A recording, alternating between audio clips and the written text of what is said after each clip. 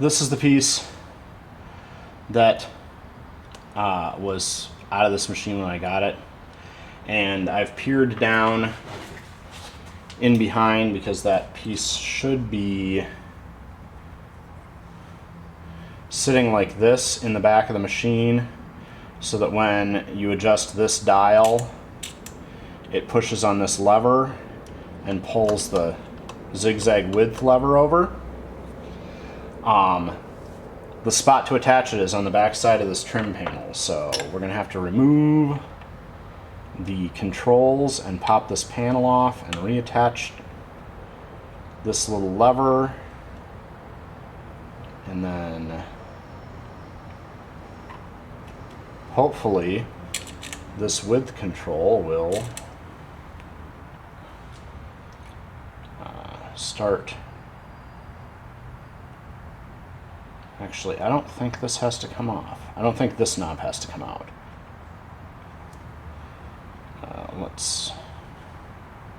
Because I did look at the back, and I think this knob is all attached on the back there, but the width definitely has to come, or the length definitely has to come off to let this bezel come out.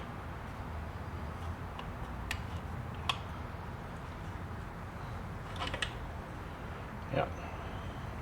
This is a plated bit of white metal for this width knob, and it had 2 set screws, but one of them was not very tight, and it hides 2 screws holding this bezel on the bottom, and the top has 2 clamping screws. So if we take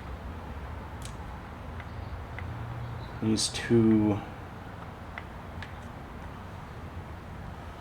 screws that were hidden behind the bezel,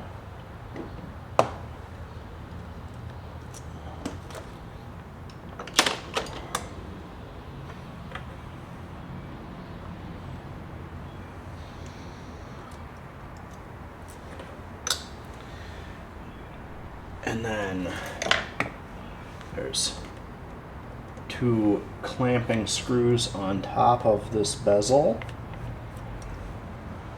It should, yep, slips right off. Okay, and I was right. So this mechanism here this knob didn't have to come off for the width here. And that's the spot where this pin, pivot pin, sets. And someone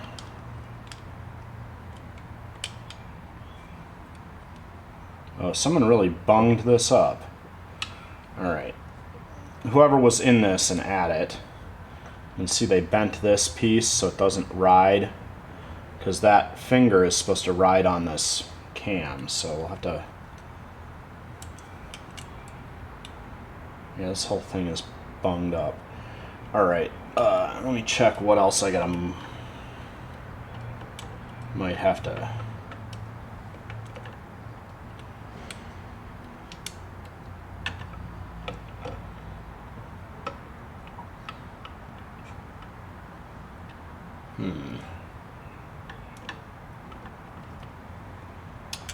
Where's that piece? Oh. This is supposed to get installed after the bezel is on. Alright. I looked at the casting and didn't think there was a spot to get in from the end. Okay, before I put the panel on, I did straighten this finger here so that it actually contacts the cam lobe on the back side of this width knob. And now that that's been straightened, I'm gonna put this panel back on and take the hand wheel off, and then be able to reach through the hand wheel hole to get at the set screw that holds the pin in place, so that I can remove the take this lever off and then put it in place and get it inside the machine where it belongs. Okay, so inside the back there is a pin here on the bottom of the width lever, and then this piece needs to slide in and get put on the back side there. Let me...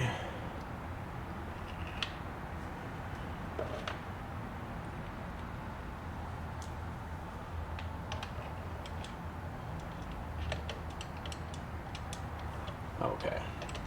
I need to rotate the machine so that there we go, feed lobes are facing the right way.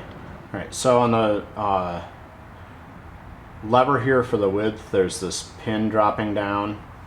That pin is gonna get pushed on by this part of the lever here.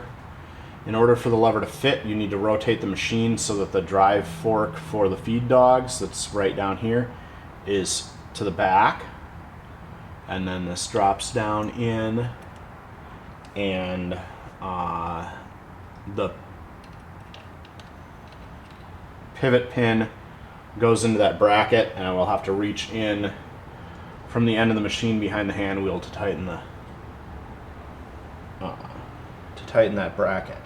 However, that is all going to happen right in the way of the camera. So successfully have this in here. Get another spotlight here.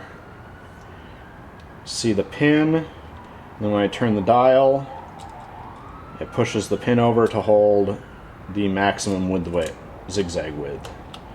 And that bracket was bent. I did have to pull it out and put it back in and get it bent, flattened, straightened back exactly the right way, because if it's not exactly right, the lower part of the arm that rides on the cam on the back of that width control dial will pop off the side of the width cam and jam against the side of the dial.